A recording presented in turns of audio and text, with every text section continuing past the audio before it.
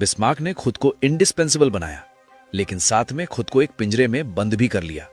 सोने का पिंजरा, लेकिन पिंजरा तो पिंजरा ही होता है। अब एक और कहानी, यह और भी इंटरेस्टिंग है। फ्रांस का राजा था लुई 11, 1400s की बात है। लोग उसे द ग्रेट स्पाइडर किंग बोलते थे। मकड़ी की तरह जाल बुनता था, चालाक था, षड्यंत्रकारी था। उसकी एक कमजोरी थी, ज्योतिष में बहुत विश्वास। तारों का हिसाब, भविष्यवाणी, इन चीजों में पक्का यकीन रखता था। उसने अपने दरबार में एक ज्योतिषी रखा हुआ था। एक दिन उस ज्योतिषी ने भविष्यवाणी की, दरबार की एक औरत 8 दिन के अंदर मर जाएगी, और वो सच में मर गई। राजा लुई 11 घबरा गया। उसने सोचा, या तो इस ज्योतिषी ने अपनी बात सच साबित करने के लिए उस औरत को मरवाया, या फिर इसके पास सच में भविष्य देखने की ताकत है।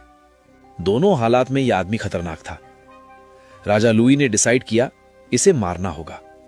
एक शाम उसने ज्योतिषी को अपने किले के सबसे ऊंचे कमरे में बुलाया। नीचे खाई थी, ऊंचाई से गिरे तो मौत पक्की। पहले से सिपाहियों को बता दिया कि जैसे ही मैं इशारा करूं, इसे उठाकर खिड़की से नीचे फेंक देना। ज्योतिषी आया, लेकिन इशारा करने से पहले लुई ने एक सवाल पूछा, शायद मजाक के लिए, शायद टेस्ट के लिए। तुम भविष्य जानते हो, तो बताओ तुम्हारा अपना भविष्य क्या है, कब तक जियोगे? अब ध्यान से सुनना। ज्योतिषी कुछ देर चुप रहा, फिर बोला, महाराज, अजीब खेल है ग्रहों का। मैं आपसे ठीक 3 दिन पहले मरूंगा। कुछ देर तक पूरा सन्नाटा, और फिर राजा लुई का हाथ रुक गया। वो इशारा कभी नहीं हुआ। उस दिन से राजा ने उस ज्योतिषी का खास ख्याल रखा, उसे तोहफे दिए, डॉक्टर से उसकी सेहत चेक करवाई, हर कंफर्ट दिया। क्यों? क्योंकि अब राजा की जिंदगी उस ज्योतिषी की जिंदगी से जुड़ी हुई थी। ज्योतिषी मरा तो राजा को लगता कि वो भी 3 दिन में मर जाएगा।